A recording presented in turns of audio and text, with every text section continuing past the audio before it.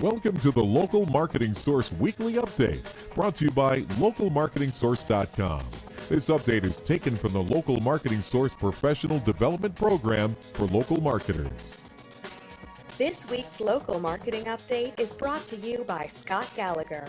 Scott is the co-founder of Local Marketing Source and has become the recognized expert in providing online marketing services to local businesses. Follow Scott on Twitter at ScottGallagher5 and on Facebook.com/Scott P. Gallagher. All right, well, good afternoon, everyone. Scott Gallagher here with Local Marketing Source, and I'm bringing you our weekly local marketing industry update. Now, we've got some exciting housekeeping news to talk about, but before I get into that, next week's LMS member faculty call is going to be Wednesday, December 18th at 4 p.m. Eastern. Now, we've got the privilege of having some new students on the line today. We had a promotion last week and just did a webinar today, so we've brought quite a few new students into the portal. So I'd like to welcome all the new students. I'm going to talk a little bit about some housekeeping items. And then of course get into some content, and I see I've got some old students on the line, some new students, some people that just signed up, and I believe Carl is brand new today, so welcome. I see Carrie. I'd like to welcome you, and Stephanie as well. You guys were on the line. I could also see that I've got Ed on the line. Ed, he was on the webinar, but he's an existing member, so it's nice to see him come on. And I see Scott Meadows on the line as well. He was on the webinar. It was a good time. And so just a couple of the housekeeping items for some of our newer students. These are our weekly calls, and we do record them. They are available in the portal. You can go and get all the old calls. Right now you can see me through the webcam. You can see I changed my shirt and kind of brushed my hair a little bit, and you can see a green screen behind me. Obviously the video production on live is not very good, but once we do the recording, you know, I take out the background and I put on a whole new background. And so this, I don't know, sometimes I'll throw on my webcam just so you can kind of see the behind the scenes on how we do stuff. And there is video content inside the portal that can teach you exactly how to do this type of stuff. When I first started out, you see the screen behind me. I paid $17 for that thing, and it's just a wood frame. On the other side of that frame that I've got, it's on wheels. I flip it around, and it's a big whiteboard. It cost me $100 to make the thing in total. And so, you know, I've got an 8x8 whiteboard that I utilize in the office. I just used shower board from Home Depot, and this fabric is just a green fabric.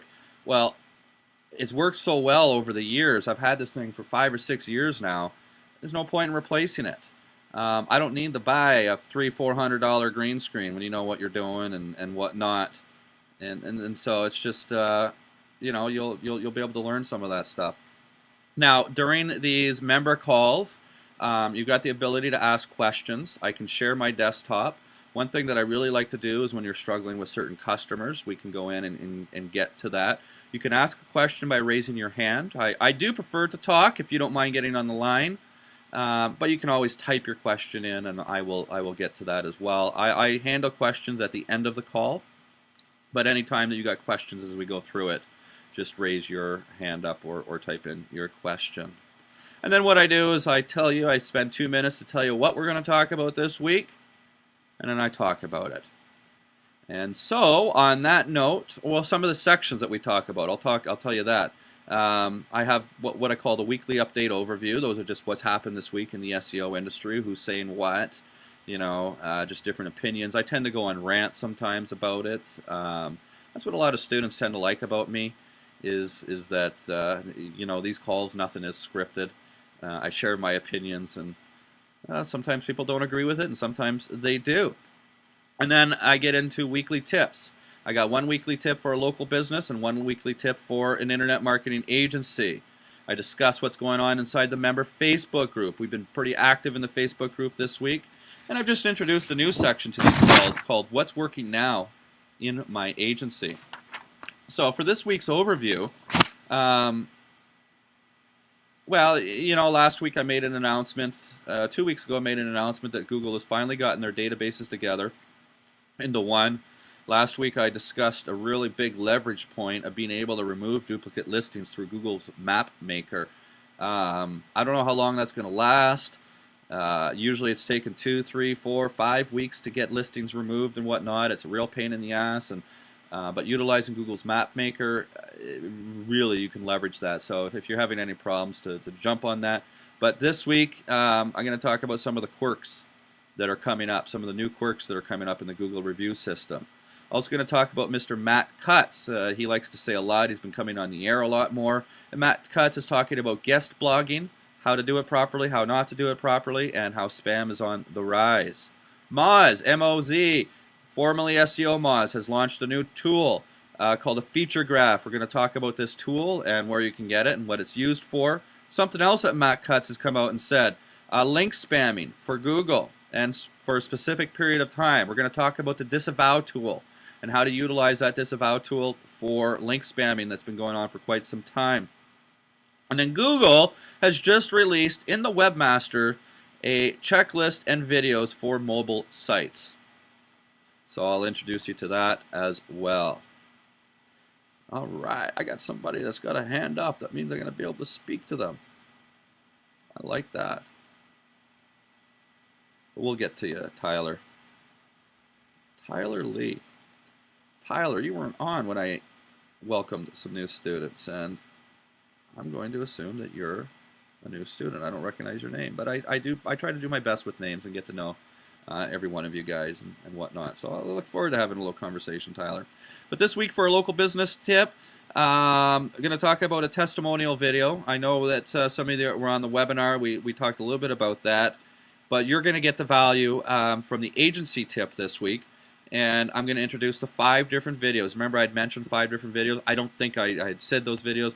I'm going to talk about the 5 videos that we can do for our customers and get them into the different portals. And that's going to be, well, I'll introduce that. What's going on inside the member Facebook group? Anybody that's new, that is not a member in the Facebook group, you've got to be approved. And we have an autoresponder now for new members that I'm actually in the process of writing. We've got the first 3 weeks written, and I'm going to have 6 months written. So all new members are going to get onto this autoresponder. And in the first or the second email, you've got instructions how to get into the Facebook group. Get into that group. Let us approve you in there. It's a fantastic resource, okay? But lots is going on in there. We've got some very good questions. I just gave away my contractor list. Somebody was asking for it, so these are the names and contact information to all my contractors that I use. In other words, the people that I'm happy for and have capacity to be able to handle. I don't collect any affiliate commission off of any of those guys. 99% of the resources in the portal are affiliate free. We do have affiliate links on the public resources. These are people that take our free material, and then when we make recommendations for certain things. One thing you're going to learn about me is I'll never, ever, ever suggest a tool that I haven't used myself or currently use myself, or a tool that I would be happy to put my name on and say, yeah, you know, I recommend them. So get into the Facebook group and start reading it. All right, so the weekly local business tip for local business owners, I talked about testimonial videos. Because we do record these calls, and this portion of the call does go out to the public, the tips. But the stuff that's reserved for LMS members are, you know, all the different updates and the agency business tip, as well as all live questions and monthly webinars and hot seats and interviews.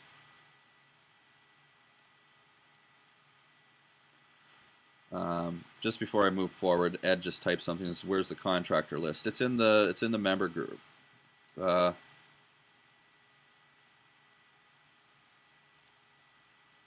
my screen. So Ed, when you're in the local Facebook group, it's just my second post. I just put it up there yesterday, I think. So you see it here. And I didn't show this during the webinar, but you just do a quick little click, it downloads.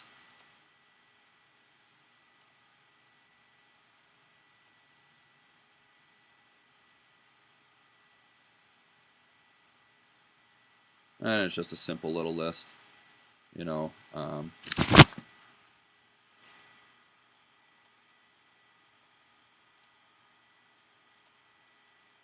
You know, certain web developers that we work with, and people for infographics, our writing team. You know, Terry's got a team of like 17 writers through her company.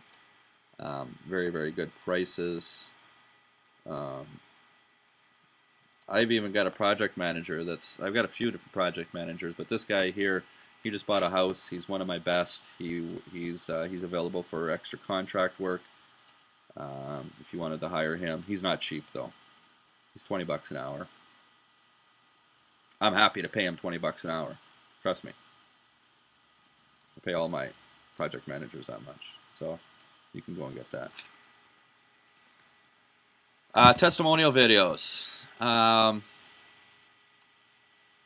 Well, the tip is obvious that all businesses should have testimonial videos. And they're not that hard to get. I mean, whether you're getting a testimonial on an iPhone, don't worry about it too much.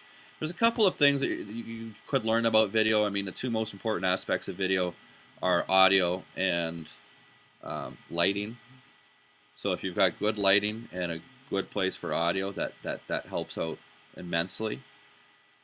But I always start looking for testimonials and build a collection of testimonials into your inventory of assets. Try to set yourself a goal of having one testimonial video done every week for your customers or your patients or clients or whoever you want to call them.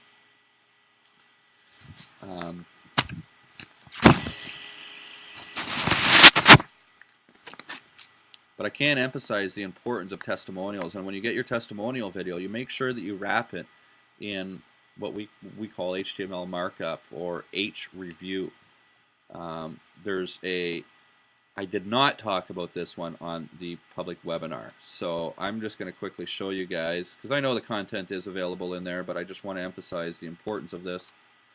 So if I go to Google and I type in H review, now in my material I give other further examples. But you can get different aspects of rich snippets. You know, here's a site right from Google. Wikipedia is a good one. We'll go and look at Google's site, and basically you're taking a piece of content and wrapping it in a certain HTML code, and it's HTML code that tells the search engines that, hey, this is a review, a testimonial. And it breaks it down. And why is my computer freezing? And here's some simple code. When you start to look at microdata code, this is the code that you want right here. You would just take that code out. There's the website. Be able to get it. The company name.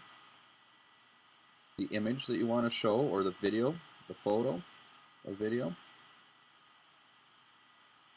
The type, the rating, and all of that stuff. Now, what I've done, you're not going to find this on Google. I have not found it anywhere else, and I have proof and evidence that it works.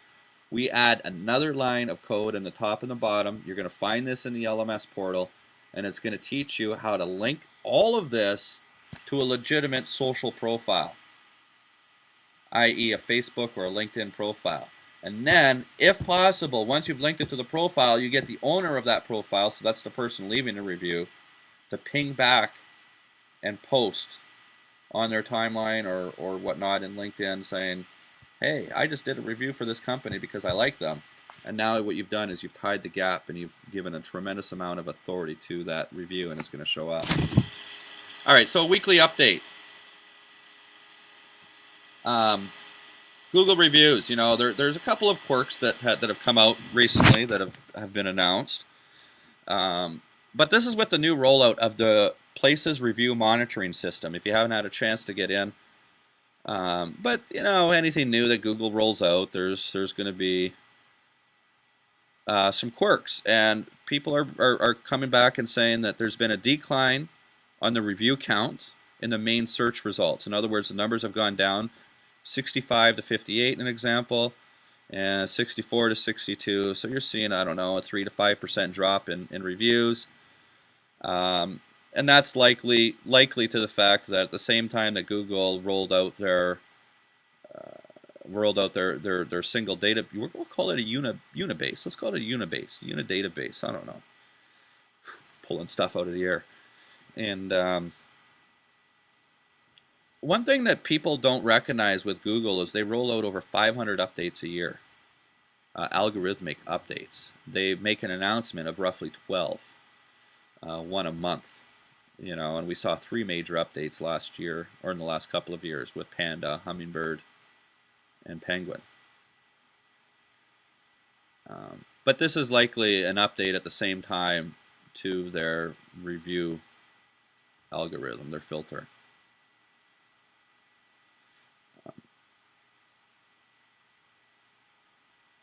The one impact, though, is it's dropping. When Google does adjust this stuff, is it drops their overall rating. And so most people are seeing an overall rating drop as well.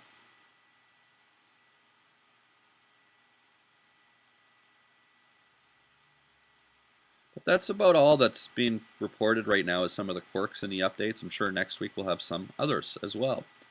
So Matt Cutts come back on the air. He's on the air twice for our update this week. But he's talking about guest blogging abuse and spam being on the rise. You know, guest blogging. You know, a couple of years ago, that was the new big thing. Let's go ahead and contact a whole bunch of blogs and say, hey, do you guys want some fresh, unique content? Please let me go and post that in exchange for a link. Well, why did you contact them in the first place? It was to get a link. So the moment that you do anything on the internet to get a link, you're already looking at everything the wrong way. We're marketers, and we create content that has value. So if I looked at this and went, okay, I'm going to create a piece of content for my client that's a chiropractor. And this piece of content is going to talk about the Webster's technique. I write this content. Now, rather than going and put it on my chiropractor's website, I want to get it exposed into a bigger audience that's out there. So who might be a bigger audience? Well, I may think about the ICPA. That's, you know, an association.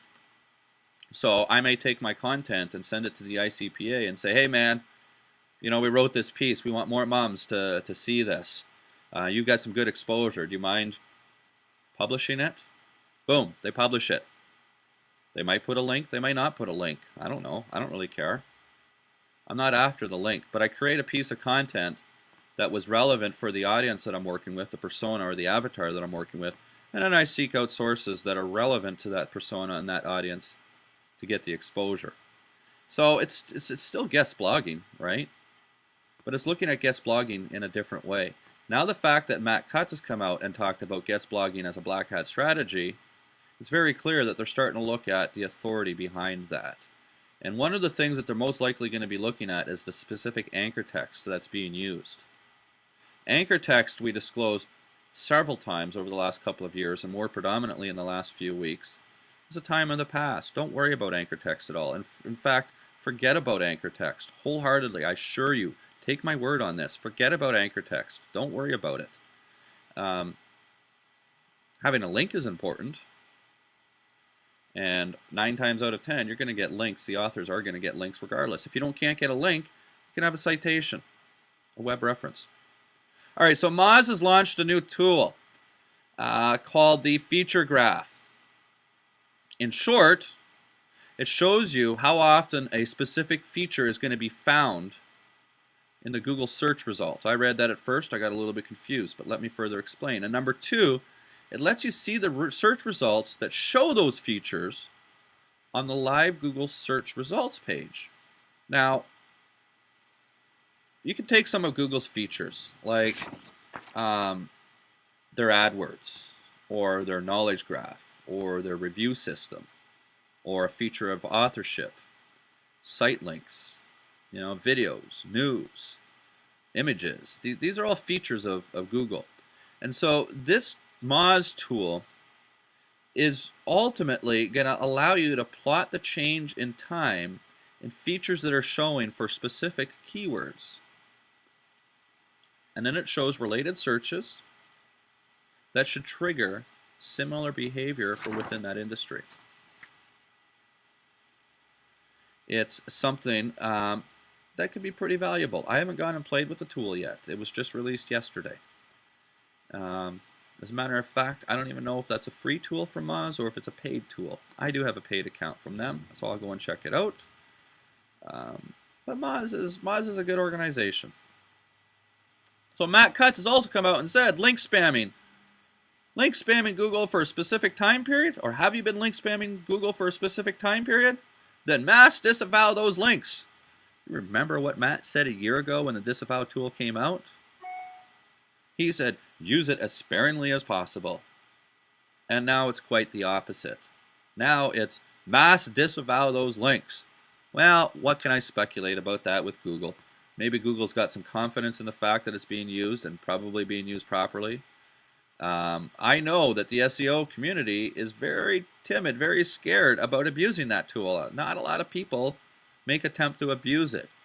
We've also seen reports over the last year that people that are utilizing that tool don't have major impacts, and those impacts tend to come over time. But in a recent video that Matt Cutts has put out, he is the head of search spam, by the way, at Google, if you don't know who Matt Cutts is. He's also the voice of Google when it comes to SEO.